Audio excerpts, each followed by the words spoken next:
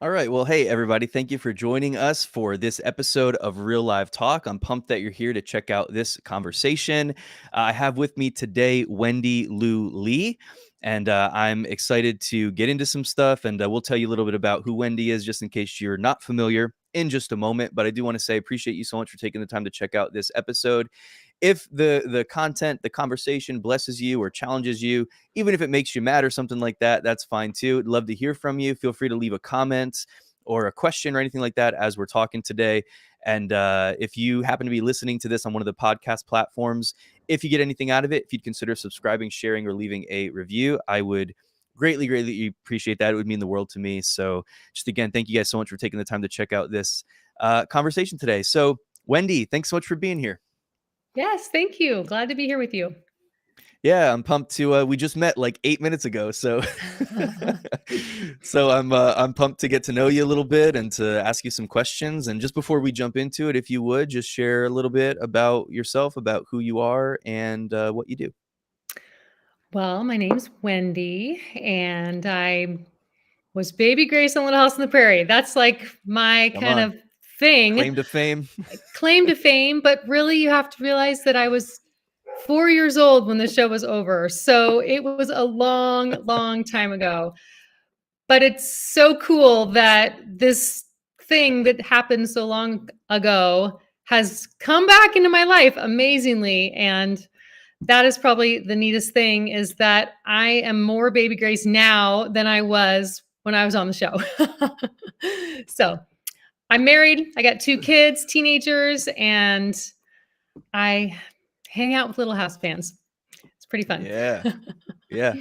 That's awesome. Well, that was one of the things that I was interested in talking to you about, and we've got plenty to talk about as we go through here. But let's kind of reminisce a little bit about Little House on the Prairie days. I know you were super young. Well, how old were you when you first got hired to be on the show? Like a baby? Probably You were a baby, right? probably 6 months old. Yeah. Wow. The first episode we were 8 months old, so it probably took a couple months for them to, start shooting. It was a fluke. My grandmother was friends with the casting director, Sue McCrae, and they were having lunch one day. And what do you talk about in the 70s but Little House? And Right. they could not find a Baby Grace. I mean, I don't know what other 6-month-old twins are, flashing their picture to agents. We weren't. And blonde hair, blue eyes. My grandma said, "What about my granddaughters?" And one picture, we were hired. So that's Wow. it. So explain the twin thing and how that works in television in general, I guess. But explain why it is that they were looking for twins, and how that came about. Yes, child labor laws are really tough, and making a TV show takes a lot of time. So, by using twins, they can double their hours. When we were first on the show, so I think it's from maybe 2.5 or 3 and under, you have 4 hours that you can work. 2 hours are in the dressing room, and 2 hours are actually on set. So 2 hours goes by really fast. So when you do when you have Wow. twins, you get 4 hours on set instead of 2, and even 4 hours is not enough. So they, plan all of the scenes they're going to be with the youngest children all squashed together because they just can't work very long. So Little House was one of the first TV shows that started doing this. They had 3 sets of twins on the show, and some people think that like Mary Kate and Ashley were like the first twins, but they Right. weren't. There were 3 sets before Mary Kate and Ashley ever, got on television. So, Wow. So there's the story. were you the first? You weren't the first, were No, you? Carrie Ingalls, she was our big sister. Just one stair step above us was Carrie, and Robin and Rachel Greenbush played the role of Carrie, but they were twins also, and a lot of people don't know that. So, Wow. Yeah, I don't think I knew that. I don't think I knew that till just now. That's awesome. So at what point, so you were like 6 months old, 8 months old when basically the you were in the first episode, and then you were with the show for 4 years, correct? Yeah, 4 seasons. 4 seasons, excuse me. Yeah. So then you were you four? Were you 4 and a three? half. Basically, when Yeah, you're probably four and a 4 and a half, half, almost 5. when the career when the well the that portion of your career with Little House on the Prairie ended, Yeah. was there any consideration to continue to be a child actor after that point, or was that just kind of like a clean break? It was good for the time and it was over. What was that like for you and for your family? Well, we did have an agent our last season on Little House, and we thought maybe we were gonna go on, and we had this is kind of a funny story, but we, had a audition for a McDonald's commercial right after Little House, and, Okay. the funniest thing is that it was supposed to be us sitting with Ronald McDonald, and my sister and I had never eaten at McDonald's before. Can you imagine? We'd never eaten at McDonald's before. We had no idea who How this dare you? red-haired clown even Yeah. was, and so we were kinda like, we didn't get that role, obviously. They're like, Bob, they don't know who Ronald McDonald is. I don't know what to do We here. can't be we can't be excited about the clown, you know? So we did that That's one crazy. audition, and then we had one other that we actually got the role, and it was for a bank doing telephone banking when telephone banking wasn't even a thing. So we did get that role. We did 1 day shoot of this commercial. And while we thought it was super fun because we got to dress up like little cowgirls, my mom, not so much, thought it was fun because they don't Mm, actually have to obey child labor laws when you're on a commercial for some reason. It wow. was, early morning to the late night, and they didn't know our Wow. names. They didn't care if we're hungry or tired. And my mom was like, these girls like need to go to kindergarten. Yeah. So after Yeah. that one commercial, she fired the agent and we went to kindergarten and we became normal kids, Normal and kids. that's it. We were just fans of Little House that got to say, "Oh, yeah, we were on that show," but that was it. Wow. Basically fell off the Hollywood radar. Wow. I wonder if the reasoning there is because commercials are shorter, or because they're a one-time thing, maybe, or maybe that's why they don't have to adhere to the same laws, because not that they're always a one-time thing, but it's not like a constant ongoing. I guess maybe it's not as easy to exploit as it could be Yeah. if you were a regular on a show or something like that. But so your mom kind of saw a little bit of a maybe toxic culture or something like that, and then just decided, no, like, I'm not going to put my girls through this. And Yeah. Yeah, mm, and my mom had just remarried because my dad kind of was out of the picture when we were little. So she had just remarried, she just had another baby. It was like she was like, "We just need to be a normal family." So she just made that decision, and a lot of people are like, "Oh, are you so mad that your mom did that?" And I was like, "No, she made the best decision that she could for us, wow. and we didn't end up crazy, so I think it's probably good, you know? We were so little, it could have been a really hard road life for us, so it was good. Yeah, I'm glad you said that, because I was curious about that. Unfortunately, a lot of child actors don't make it out. A lot of them don't, or they don't make it out in one piece. Mhm. And so looking back, are you grateful then that your mom essentially made that decision when she did, or do you kind of have did you ever have any kind of level of disappointment where you were like, what if we did it for a little bit longer, or that kind of thing, I or mean, it would have been fun if it could have paid for our college. I was paying, school loans forever. sure, That would have sure, been sure. nice, but, Yeah, we didn't really we yeah, we just didn't have, and we were so little, like the royalty laws, there were no like reruns, like it was so different. The I contracts were see. so different. We really were helping our family survive.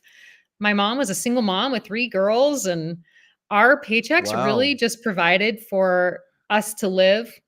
And so it was like a godsend, like a total blessing that we Wow. just got, dropped into our laps. And so we just had to see it as that and kind of Yeah. let go of what you would normally think you're on TV and what the perks would be. Well, serious props to your mom for real for making that decision to do what she felt like was in your best interest when, this door was potentially open for, to keep riding that gravy train. You know what I mean? And to keep it going. Props to your mom for, just Mhm. kind of having that foresight and to say, no, like I don't want my daughters in this world and making that decision. And obviously you've turned out okay. So so that's cool. So did you remain connected to the show as a 4.5-year-old coming off the show? Like, did you remain connected to Little House in terms of were you a fan from that age, or did that kind of come back around later on in life?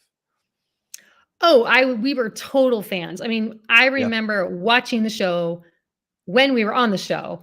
And then I remember being in first, second, third grade and like racing home from school and getting my homework done so that Wow. I could watch Little House at 4 o'clock, like right after the Love Boat. Wow. So yeah, no, we grew up, our family, we were Little House junkies. I mean, for sure. And if we were on the episode, oh my goodness, how fun, So yeah, I Yeah, I can watched the imagine. show since I was before I watched television, as long as I've been watching Mm, television. So, wow. Yeah, no, that's got to be so cool. It's got to be such a cool dynamic. Have you all, or did you? I know this was, man, that was the show aired from between was it late 70s, early 80s, or was it? 74 Oh, okay, to yeah, 74 was earlier than I thought. the first episode, but we weren't on it until 78. So, we were Okay, kind of 78 to 82 or so, somewhere around there. wow. Yeah. Did you all, was there any kind of like camaraderie, or did you all maintain contact and friendships and things like that with anybody from the show? I mean, I know that you guys were the youngest ones on the show for sure, but was there anything like that as far as family connections and things that you maintained relationships with anybody from back then? Okay, so it's kind of crazy, but we left the show and we had no contact with Wow. anybody. None except for my grandmother, who was still friends with the casting director and her husband. So Sue McCrae was married to the executive producer, Kent McCrae. Okay. And so when we were in sixth grade, we went on the set of Highway to Heaven and visited Michael. And that was the only interaction that we had. So we didn't go to any of the parties or reunions or anything. We had moved away from Southern California and we just really had no contact at all until 2004. I was 8 months pregnant and we got invited to go to a Little House reunion and we met everyone Oh, for the cool. first time. Like, well, Yeah. that I Right. As remember yeah, really. yeah. And I As was an adult. so Yeah. big and so pregnant, and the first thing that happened when I walked in is Nellie Olson, Allison Ellengram said, "Oh my goodness, baby Grace is having a baby." And it was like, everyone was like, "Wait a minute, the last time we saw you, you were 5 and you're having a baby? Oh my gosh." It was just like That's crazy. unheard of. So we got to see everybody again, and it was the start of this kind of incredible awakening for us because then we started traveling with the cast and going to reunions and going Oh, all over cool. the country and signing autographs and meeting fans, and it was like, is this for real? Like, this is Yeah. so outrageously unexpected. So Yeah. no contact whatsoever, and then all of a sudden we're like part of the family again. So Wow. how incredibly awesome, that's all I have to say. Like, No, that's so cool. dream, like, it's so cool. Yeah. Yeah, no, that's awesome. And to your point, it's seems like Little House on the Prairie has maintained a really incredible following after all these years. And you guys still have some really diehard fans, like a lot of diehard fans and people that are still really into it. We're talking about a show that aired in the 70s, and that was about, what, like the late 1800s kind of a thing, like it's set in a much, simpler time. And we're talking about, something that has for some reason somehow managed to maintain its relevance I was just looking that you guys, all 9 seasons are on Peacock and on the Peacock app, and and I'm sure other places as well. A lot of people probably just own the DVDs and all that kind of stuff. But it's really an incredible thing. What do you think has been the main thing, or maybe you're aware of several things, I don't know, but what do you think has been sort of that thing or that factor that has caused it to remain so relevant and that has caused people to just continue to stay so connected to it after all these years? Uh, Simpler times, family values, I think love of God and others. Like, really, it's like Hmm. love of God and love of your neighbor is so strong. Like, and it's crazy because the we are not just dealing with this group of fans that are, now reaching their 80s and 90s. Like, we have new fans. We have little girls that are watching it for the first time. We have moms that have been raised on it and now their daughters are I can't tell you how many little 11-year-old birthday party am I signing autographs for because they're having a little they're having a Little House on the Prairie birthday party. I mean, we're growing new fans every year, and COVID was probably one of the best things for the House on the Oh Prairie yeah. because everybody wanted to slow down, and Yeah. find just some very Yeah. wholesome show that could make you feel good about everything. Yeah. Even Take when your you're going mind through off of the hard times, you could craziness of feel life. okay about it. Yeah, absolutely. Yeah. Absolutely. And okay, so it's a show again set in the 1800s, about a much simpler time, but some of the themes dealt with in the show and some of the things, and full disclosure, I'm not I did not grow up watching Little House on the Prairie, so I'm not. I know, I'm sorry. I apologize. I just thought I should be honest though. Um, of course, I always knew about it, and I had friends that watched it and stuff like that, but I didn't grow up on it, and so I'm not, like, the most well-versed person. I have Mhm. seen some, episodes, but I'm not the most, well-versed person, but I do remember an episode where there was a fire, at the school. Mm. Spoiler alert, this is, like, how many years later is this? 30 years or so? It's okay. It's not a But spoiler. You're okay. but there's but there was a fire, and a baby died in the It fire, is and, like, gruesome. it was It a is the saddest tragic, episode tragic show. ever. Is it? It's Yeah. so sad, and it's, like, really, pretty graphic, might say. Like, the Yeah. lady is She's, like, pounding trying on to the break she's, glass, like and it yeah, breaks, trying to and break the her window. arm is bleeding, and the baby it's terrifying. It's like, Yeah, I "Oh was my like, "This show's gosh." from the '70s? Like, that's crazy." I know. Yeah, they don't shy away from some really hard topics, and I think as the seasons went along, you could tell that the ratings needed a little more drama. And so different topics were introduced Mhm. strategically so that they could get some people talking about it, some buzz. And Michael he was brilliant. And he wasn't afraid to go after some of those kind of hard topics. I mean, they talked about um, abuse and drug Yeah. addiction and rape. And there were a lot of things. It's not as like, don't watch that one. If you have kids under 12, please don't watch, let your little girl watch Mhm. that episode Yeah, because it right. still terrifies me. Yeah. Trigger warnings for But sure. Yeah. yeah, it's interesting. Yeah, so, like, would you say, is there a moment in the show that you look at that you're like, "That was the most intense thing ever from the show?" Like, or is it the one that we just talked about with the fire and, all that happened there? Is it that, or is there another moment in the show that you kind of look at and you're like, "Yo, that was really intense." Is there anything in your mind like that? I would probably say that episode is called "May We Make Them Proud," the one with the blind school. And the thing is, too, Okay. that it was like Mary's baby that she's blind, and it was just like the way they set it up is just Oh, and it was heart like the kids, wrench. right? It was like the kids accidentally started the fire. Yes, her Um, like Albert accidentally started the fire and then he oh, blamed himself. And it was just like, oh my gosh. So that was May We oh, Make Them Proud. That was that episode. And yeah. it's just heartbreaking because the Everything about it.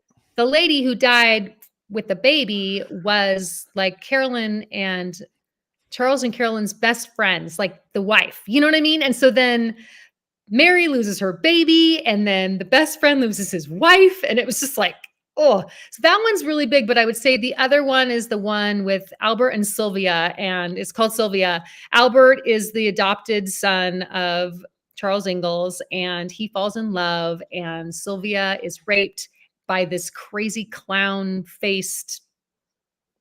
It's freaky. So Wow. most people would say Wow. that is the freakiest worst Hmm. episode, like super intense. So those two, Yeah. I mean, the fire one is just sad, you know what I mean? But the other one is like Wow. disturbing. It's really disturbing. I like do not watch that. Well, those are like really bold moves Yeah. as far as writing goes, to write things like that, especially where you have a main character in the show who's been so affected by loss or by trauma, because now that's something that that person has to carry for the rest of the season, the rest of the series. You know what I mean? Like that's an intense thing, or no? Kind of, but not really because um like it's so it's so funny that you said that because so when Jonathan loses Alice in the fire, yes, because they have to move away and then Albert loses his Yeah, best that's true. friend, so they follow that. But amazingly, Albert the next episode or two is in love with another girl. So I'm just it's pretty Okay. weird. He was like run away with her and marry her and then all of a sudden what happened to Sylvia? It Yeah. looks like she died, but you wouldn't have just gotten over that the next day, you know? So some of the shows keep going and some of them stand all alone and you never hear Okay. about Sylvia again. Wow. Okay. All right. Yeah, so I guess they figured out some ways around some of those things. I Mhm. think about that when I see a show where they do that, where they make those moves, and it's like, yo, that like the characters around that person that was killed or whatever, like they're different now for the rest of the thing. I think it's different, depending on what kind of show you're watching. If it's a show that's very, brutal, like some kind of war, epic, or Game of Thrones or something like that, where they're just killing everybody. That's a little bit different, I think.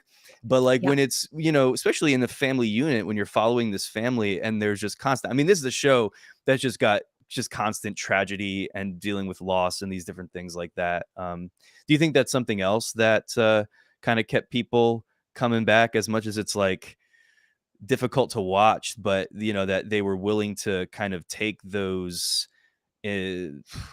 those those creative choices and to to write those kinds of tragedies into the show? I mean, I think that people must be drawn to that, that kind of stuff too, right? Oh, I think people resonate with that because if you haven't gone through it, you know someone who has. So every single episode, you're thinking of, oh, that happened to me, or that happened to my best friend, or my grandma, or my aunt. And so it's yes, it completely resonates with them. Trouble, joys, and sorrows, we all have them. And Little House just captures that, and then just shows us how, like, almost guides us. How do you do this? How do you walk through it and still have faith and still believe in family and still go on, like Yeah. it's like this little guide in a very Hollywoodish way Yeah. because it all kind of ends with this pretty little bow. Sure, sure, sure. Yeah, that's true. That's true. Um, so like with you, specifically in your life, and you've alluded to this in some ways already, but how has the show, both being on it and then just kind of growing up with it and watching the reruns and just kind of uh, staying connected to it, and the show being a part of your life as much as you are a part of the show, how has that, like, the in terms of the values and the things that come from that. How has that impacted your life, affected your life, and even, I guess, infiltrated its way, worked its way into you today as a mom, and as a wife, and with your family and stuff like that? Absolutely. I mean, we grew up in a religious, maybe you would say, family. We went to Hmm. church. We were just like a family, just like the Ingalls family. Like, really, like, Okay. the things that they did on that show, we did. And so Okay. I don't really know any different than that. But growing up myself, like, um, with my kids, like, I mean, my kids will laugh and say, "You sound like Carolyn Ingalls right now. Stop it." Like, I Yeah. quote her all the time because sometimes they just say it perfectly. um, yeah, I think that the elements of faith and family have completely infiltrated my life, and Mm. has it's I don't know how you can really separate them. Yeah, sure. Uh, Sure. yeah. So fast forward now to just, I think, a couple years ago, or a few years ago, to the devotional that you wrote, a Prairie devotional. Can you just talk a little bit about how that came about, how you decided to take on that writing project, how that was kind of birthed in your mind and in your heart, and just sort of the process of seeing that thing through to its completion? Well, many, many years ago, we were watching Little House like we always did on Monday real quick, nights. real quick, how many times do you think you've seen Little House, like all the way through, Um, besides the clown episode that you skip?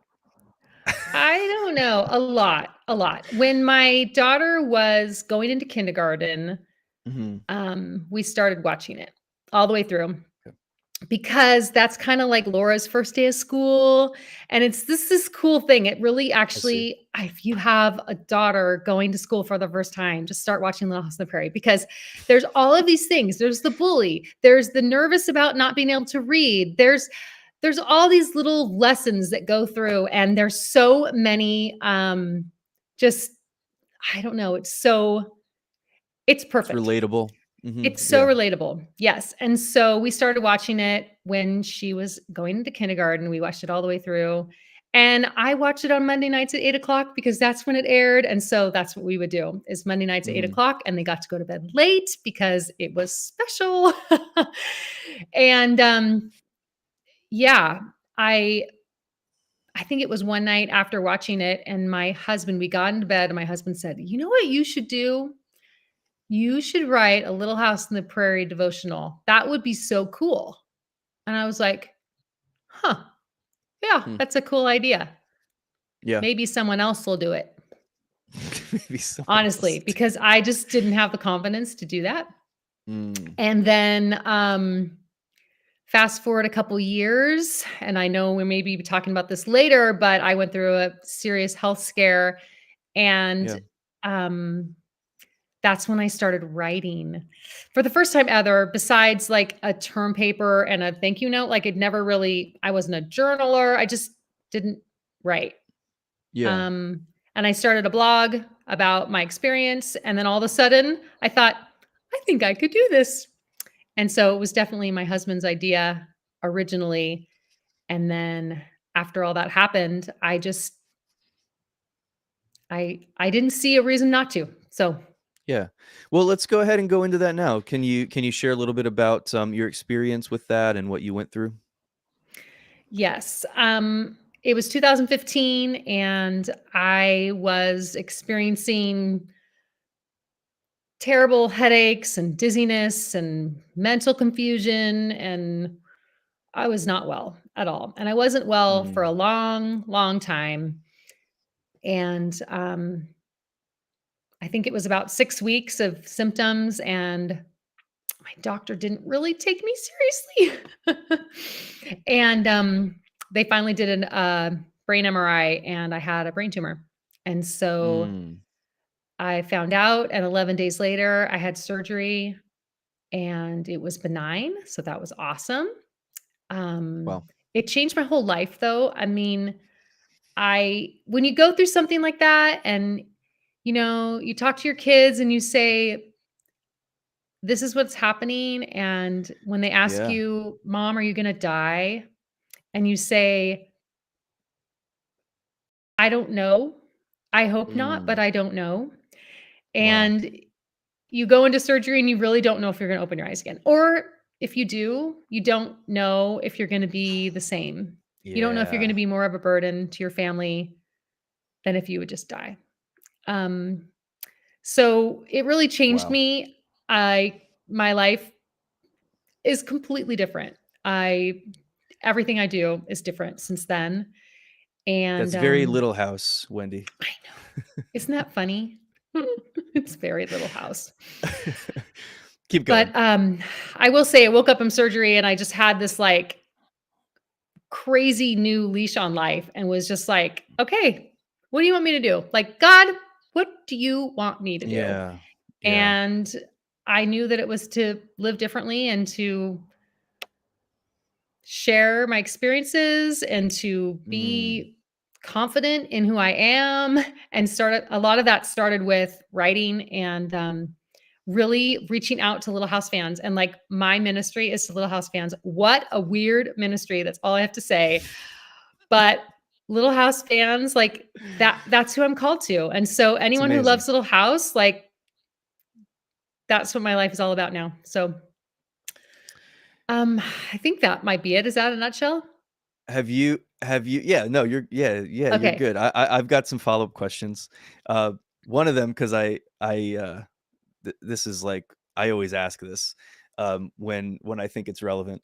Have you ever considered, and there might be other people already doing this, I don't know, but have you ever considered doing a Little House podcast? Well, there are a few Little House podcasts already. Mhm. So I it would be just so much the same as those. Like they go over an I see. Yeah, episode yeah, sometimes, yeah. and I'll go on sometimes and guest and talk about them. Okay. What I do is I don't do a podcast. I guess it could be a podcast, but I really just do a live every week. And my kind of brand is Oh, called Baby Grace in yeah. Real Life. And really, it's just Yeah. now, this isn't for the I've normal seen that. person that doesn't care about Little House, but if you're a Little House fan, you are interested in what Baby Grace's real life is. And Mhm. so, really, they just hang out with me. We read a chapter of my book. We talk about the faith elements in that chapter, and they like see what the heck I'm doing that day. Like, so that's kind of my version of Mhm. a podcast, just because the live is easy. Yeah. Oh, that's cool, So, that's cool. Yeah, I like it. So that whole experience that you went through, with that scare, not knowing what was gonna happen, if, as you mentioned, if you were gonna wake up, if you did wake up, opening your eyes there, wondering like, okay, am I whole? Am I the same? All that kind of stuff going through your mind.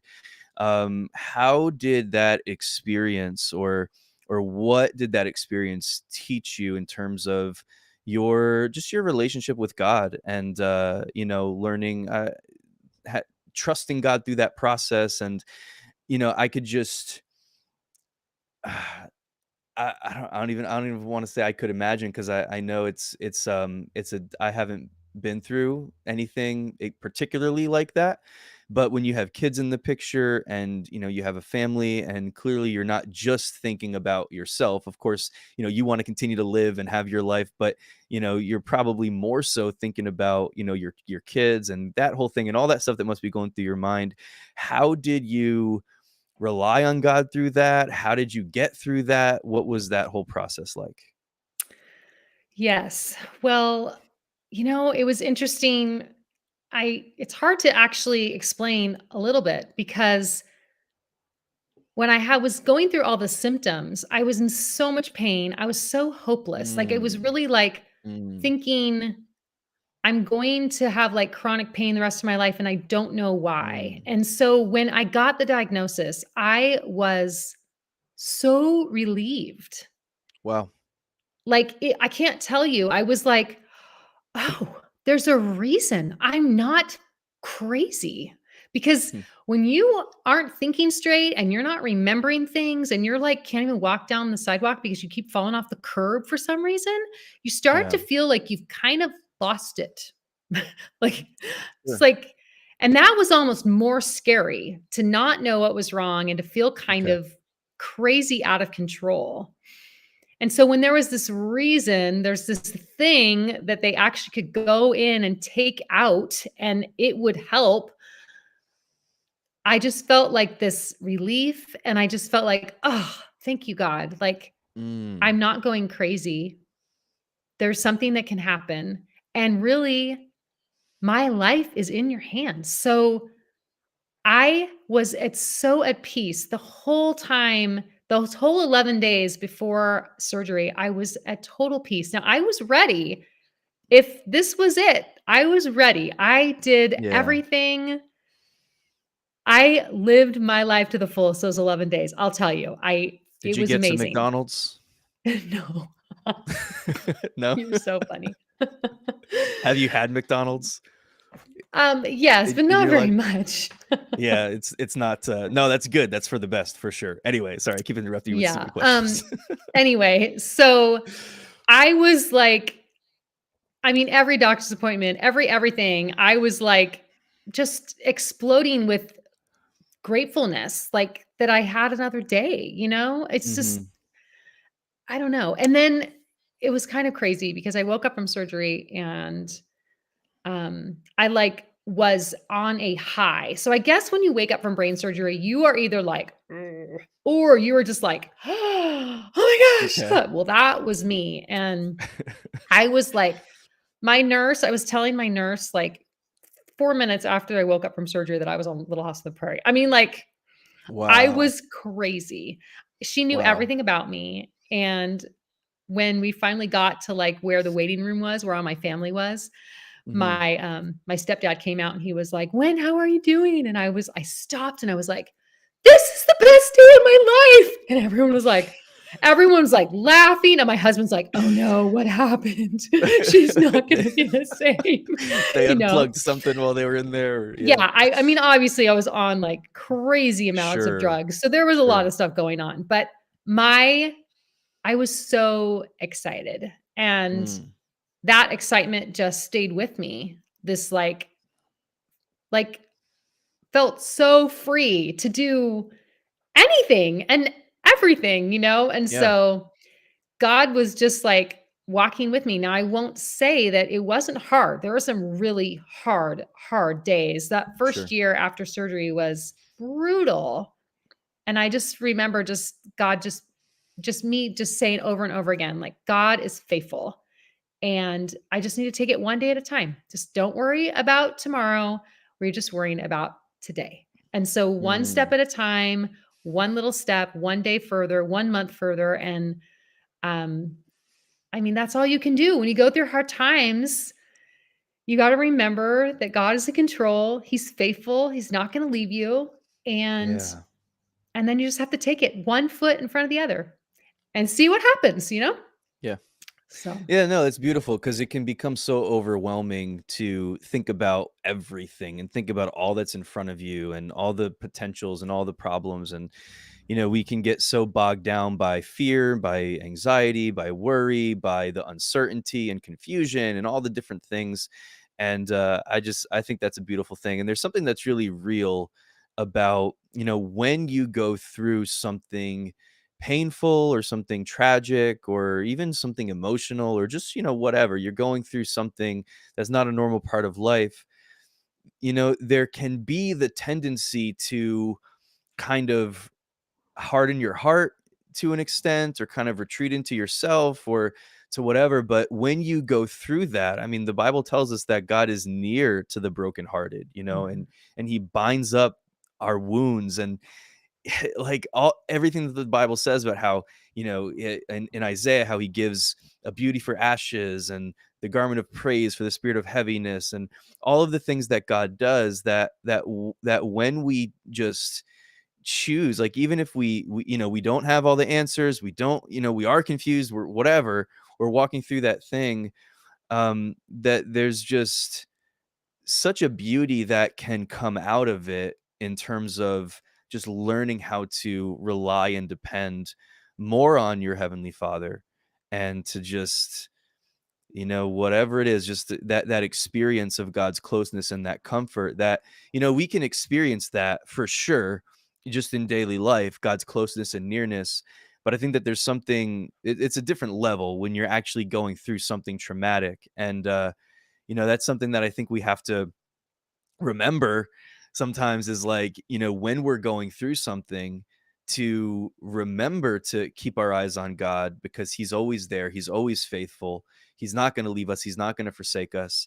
And so, coming through that season, coming through that experience, that you can really learn to see God's goodness and God's faithfulness in a new way, in perhaps a more meaningful way, because it wasn't just something that you read about or you heard about in a sermon, like, oh, I know that God is good, I know that God's there, I know that he's faithful.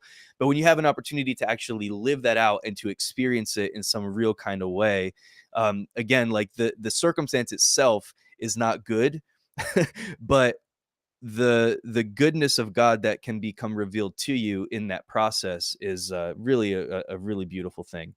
And so now, that's translated into so much more that now, through you. And I'm not saying that this wasn't happening prior to your experience, but for sure, that having come through that, you have a story to tell, you have a testimony, and you have a way that your life can be impactful to people, maybe on a different level than what was available before. And so one of the things that you mentioned is, so now, we rewound to fast forward, and now we've caught up. So now this book, this devotional, has come basically birthed out of this experience that you went through, right?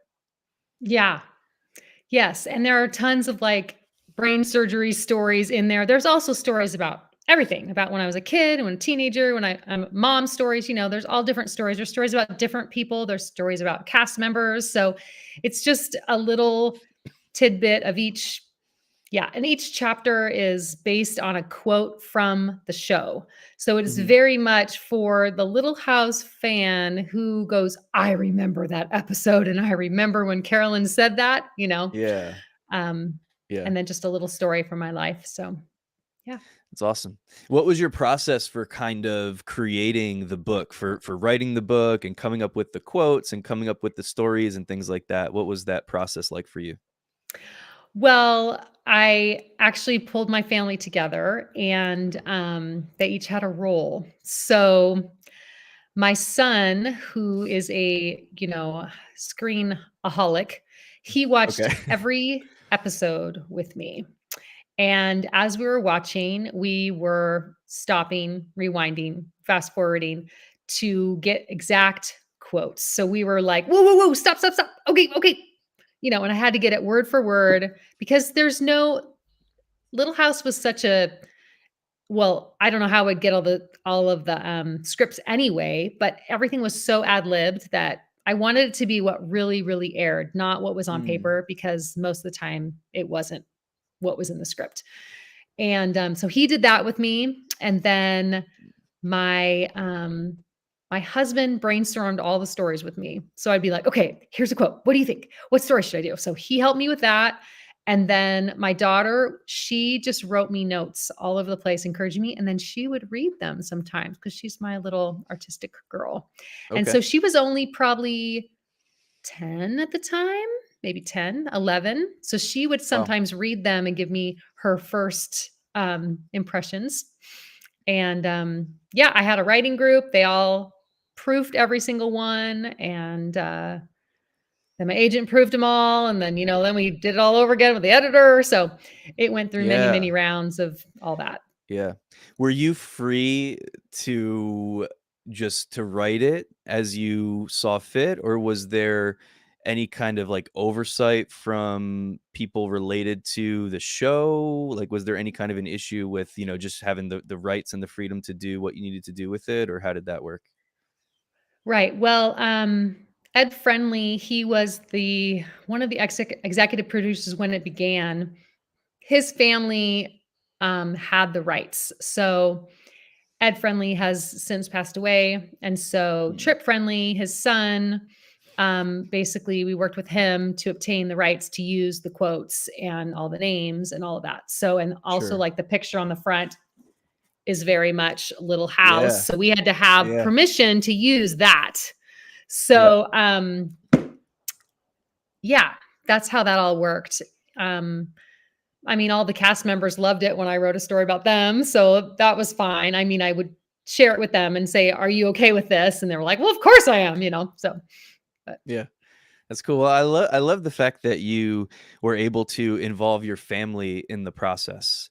mhm. Um, I think that that's really cool. I mean, obviously, it's relatable based on the story. The not the story, but well, yeah, originally as a story from the Laura Ingalls Wilder books back in the day, but from the TV show and all of the family values and the connection, and it's just really cool. It seems very full circle to me that even in the process of writing this devotional to pull from these quotes and pull from things that you learned from the show or that had impacted your life and things like that, that you did that in process with family and that your family was a part of that. It just seems like such a cool, wholesome thing, family value kind of a thing. And that must have been just an interesting experience that I'm sure, um, probably in multiple ways must have had some impact on your kid. I was just thinking as you were talking, like about your daughter who was probably around 10 at the time, and that she's got this kind of creative mind and stuff like that. And to be able to work on a project with mom at that age, kind of being able to utilize her own creativity and stuff like that. Who knows what that's going to lead to, but it just seems like something that could be super impactful for your own kids and for your own family. So that's a really cool thing. Just kind of being able to involve them in that process. Yeah, and some of the stories are about them, so I had to get their, approval. I really want to write a story about this. Is that okay? And they're like, "Oh, I guess so." Yeah. Oh, and my Yeah. poor Like that. husband, oh, there's so many stories about him. And so people say, "I know Josh so well after reading your book." Was your husband a fan of the show? Did he grow up on it or no? He did not grow up on it. He was a Waltons fan. Well, now I don't feel so bad. He was a Waltons fan, and we started dating in college, and he started watching Little House in college because he Okay. was like, "I better watch it because otherwise I don't have a shot with this girl." Yeah. So yeah, so just kind of back to baby Grace and being on the show, being on the set itself. Do you have like, because I know you were super young at the time. I know for me, like I don't remember anything from being 5 years old and stuff. Like I don't really. I have maybe a couple of memories that are kind of fuzzy that I could kind of point to. But was that something? Do you remember that? Do you remember, like, were you aware that you were on a show at the time? Maybe just referring more so to the end, maybe the last season that you were on there.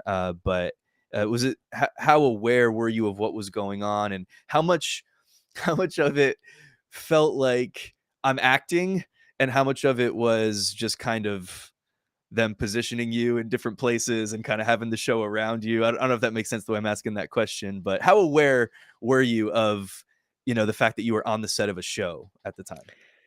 Yeah, we were very aware the last season. And when there's two of you and you're, essentially fighting over who gets to do what, I Oh, okay. remember arguments of that. I mean, there was the Wow. Christmas episode, and I wanted to lick that candy cane, and I got to pretend I was sleeping instead. And there was there was some real bitterness around Tension. that. Tension. Yeah, obviously we don't remember everything, but I mean, I can still close my eyes and remember waking up at it felt like 4:30 in the morning with our blankets and sleeping in the car and then walking into the set to this huge table full of pink donut boxes. And for a 4-year-old, that is probably the sweetest sight you could ever see. Yeah. Yeah. So there are things like that. When the show is over, well, we were done in season 8, but then they had kind of that extra season, season 9, which was a new beginning. It really was the story of Laura and Almanzo, and the rest of the family moves Okay. away. And so season 9 happens and the show isn't technically over. So after that season, when they actually stop it, that's when all of the crazy NBC cast parties happen. And it's kind of like the end. And we really I'm going to keep talking. Is that okay? There's two of you. Hang on one second. I don't know what happened there. That's That's okay. interesting. But I remember like getting picked up in a limo for the first time ever and walking up this Oh, that's stage with cool. all these lights and the party afterwards, dancing with Mr. Edwards, with Victor French. And, like, so there's things like that we totally remember. Um, but your question really is true, is that they really positioned baby Grace in the middle of a scene and they let baby Grace be baby Grace. There was Mhm. a time when my my mom was really anxious because she didn't feel like we were doing what Michael wanted us to do, if that makes Okay. sense.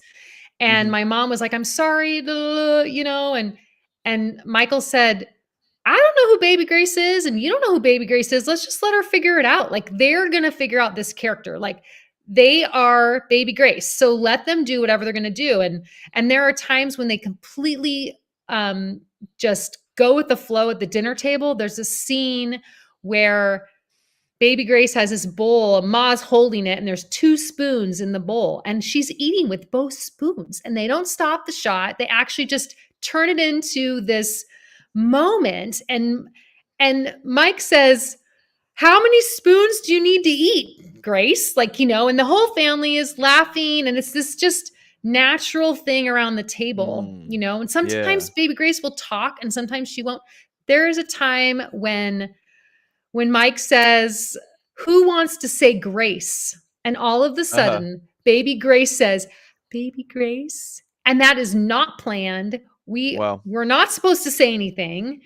And everyone laughs and smiles. And then Ma says, "I'll say grace." You know what I mean? And so Yeah. they wanted those moments, those natural moments that a normal kid would do, because you really can't tell a 3-year-old what to do and it go very well. Yeah. It's actually better if you just get caught in the moment. So that was Yeah, their play. getting a 3-year-old to, like, memorize lines and stuff, like, I'm just thinking that must be pretty near impossible. Yeah, we But didn't have yeah. any lines whatsoever. Mm, that's awesome. Has your sister, stayed as connected to the show as you have? Well, the last probably 3 or 4 years, she has handed it off to me. She is Okay. very busy. We did all of the events together for probably 10 or 11 years. And then it was just she moved to Wyoming. We're really far away from each other. She has got her hands full with all sorts of things. And so when the book came out, she said, "You know what, Wendy? Just run with this. This is totally perfect for you. And I release baby Grace to you," kind of. Yeah.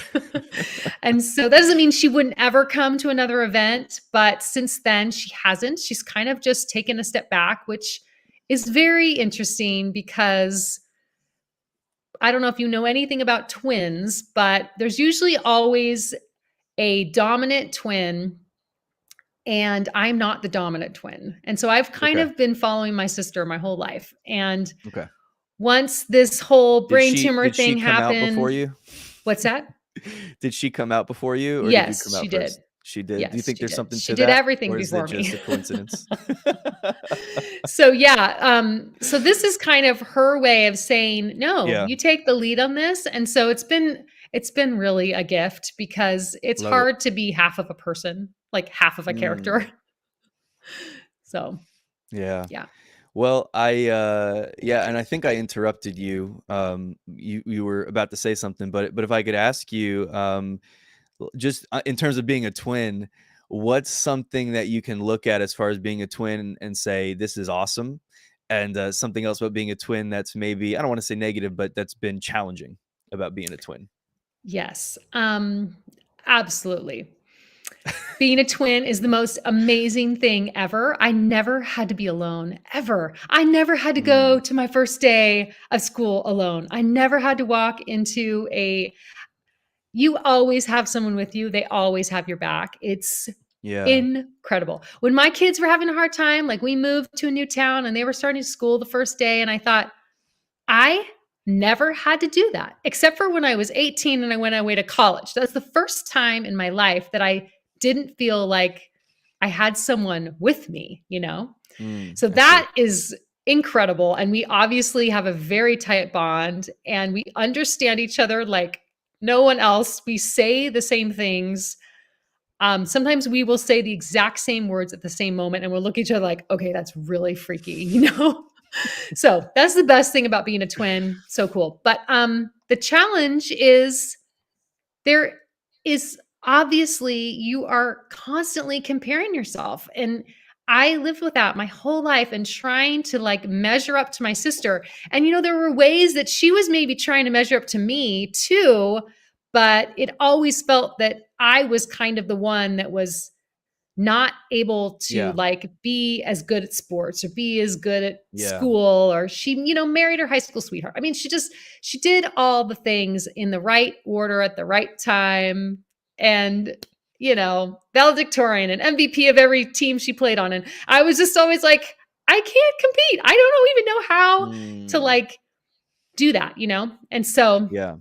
that is a challenge. It's very, very much a challenge. And I tell parents, moms that have twins is just to like celebrate their individual strengths. Find their Mm, individual strengths and celebrate those, because that twin that doesn't feel like they have any strengths needs to know what their strengths are. And now I can see my strengths, and they are the same strengths that I've had since I was little. But I didn't really have someone to say, yeah, Brenda does that, but you do this. You know what I mean? mm, So yeah. it can be a challenge, but it's incredible at the Yeah. same time. Yeah. I was just thinking, did you guys kind of grow up with a dynamic of like, I don't know, where they kind of looked at you? Of course, on the show, you were playing one person, but did that kind of dynamic filter over into your childhood at all, where you guys were just kind of lumped up into what's your sister's name? Brenda, you said? Brenda. Like Wendy and Brenda, like it's Wendy and Brenda, or was that part of it that was challenging as far as just kind of developing, I guess, as you said, that individuality and kind of being seen by yourself as your own person, and like I don't need Brent as much as I love my sister, like as much as we love each other, we love being together. We don't need each other to be a whole person and to thrive and to was that is that something that is a struggle when you're a kid as a twin? Yes, for Yeah. sure. Yes, and I would say that most twins will say that people would just go, "Oh, one of you twins," or sometimes they would call us Wenda and Brendy. And Oh, I mean, it was hard. It was super hard. Like, yeah. "Oh, I don't Yeah. remember which one you Mm, are." You know what I mean? And so it was hard to find your identity and to not feel like you are always kind of one part of a whole. Um, it's mm, it's a challenge, and I think it's a challenge for any twin. I think every twin that I've talked to has said, "Yeah, it's super hard and challenging, and I love it, but sometimes I hate it." Because I just want to be me, and I just want it to be okay, and not to walk into a grocery store and have four people call me Brenda, and it's like, oh my gosh. Nope, I'm yeah. not Brenda. Yeah. Yeah. So, Yeah, I can imagine that question, "Wait, which one are you?" I can imagine that oh, would get old so fast. Like, by the yes. time you turn 4 or 5 or whatever, like, I Mhm. imagine that just it's all like, "I'm done. I'm over this already." Like, you gotta start wearing a name tag or something like that. Like, I don't know, Right. it's just I just imagine that just gets Yeah. just wanna punch someone in the face. I don't know if there's a better way. I don't know. I don't know if there's a better way to ask that question or not, but I mean, it's not their fault. They want to know yeah. which one you are so that they can interact with you like you are who you are, but it just comes off really, you know, Yeah. Like, no, like, so, when your best friend doesn't even know which one you are, it's like, oh gosh. But the good outweighs the bad, right? Would you Yes, say it that? does. It does. Amen. Well, Wendi, I appreciate you so much. Thanks for doing this. This was fun. I enjoyed getting to know you and hearing your story. And it's awesome again that you got to be a part of something that was so iconic in its time, and that all these years later has just really stood the test of time. And that there is still such a following today, and people that are still interested in that sort of this story that revolves around this simpler time and family values. And it's super cool how you've incorporated that into your own life. And I'm excited about this book and everything. And actually, before we wrap it up, I'll ask you to share a little bit, just on pointing people in the direction of where they could go to find the book, and anything else that you might want to point people to. But last thing I'll ask you here is, what would you say is your overall heart behind this book, this devotional, and the impact that you hope that it has had and continues to have on people that read it? Well, the book is really about the joys and sorrows of life. And my life has been full of them, just like the Ingalls family. And so my hope is that we would just learn how to walk with God, that He just comes with us through those joys and trials, all the joys, all the sorrows. So that's really my hope, is that people don't feel alone, and they can relate to these stories, and they can relate to the episodes, but they can also relate to just a normal person in our society, and know that God is always near. So that's my heart. Um, my book it's wherever books are sold, but I will say there are not very many left. And I think most places are Okay. sold out. But I do have a Prairie shop on Etsy. And it's basically everything that I would bring to an event. So if you really do want a copy, you can try to get them from, Barnes and Noble, Amazon, Christian book distributors, all those Sure. places. But most are going to tell you that they are out of stock. We are Okay. working hard right now on a second printing. Um, but you know how paper is these days, and big publishers and paper. So we will see what happens, but I have Okay. probably more stock than anybody. So that is kind of that deal with their Etsy. Go into Etsy, put in a Prairie Devotional, Wendi Lou Lee, whatever. You'll find me. Yeah. Um, and I think that's it. I Yeah. also hang out on Facebook every Tuesday morning. That's my live video. My page is called Wendi Lou Lee as Baby Grace, and Okay. can hang out if you're a Little House fan. Other than Yeah. that, Yeah, check it out. I would just say, if you can't find a paper copy of the book, I would assume that the Kindle version would still be available. That's how I got it. yes. I did the Kindle version. I prefer books in print as well. I just wanted to get it quickly, so I so I did the Kindle version. But Hmm. um, but yeah, and oh, is there an audio version of the book There as well? is. That's There cool. is an audio, On but I Audible? will preface it with it is not me. It's not my Okay, voice. So, and a lot of okay, fans that know me don't necessarily like it because it's not my voice. So, okay. It would've been funny if you had, like, a child, like a 4-year-old read it and pretend they were actually baby Grace. Probably wouldn't That would probably have taken 7 years to get it done, though. yeah. Um, yeah. No, but again, Wendi, I appreciate you. Thanks so much for sharing your heart and your story and your testimony and all of that. It's been fun, so super appreciate it. And, yeah, thank you, everybody, for taking the time to check out this episode, this conversation. And, let's see, do I need to tell you anything? I Next week for episodes might be a little bit weird, because my wife is about to have a baby, so I'm not sure what's gonna happen. as far as me being live on episodes and stuff like that. But we'll figure something out. If this episode blessed you, challenged you, encouraged you, if you consider subscribing, sharing, or leaving a review, I would super appreciate it. So thank you guys. Wendi, thanks again. Thank you. Bye, everybody.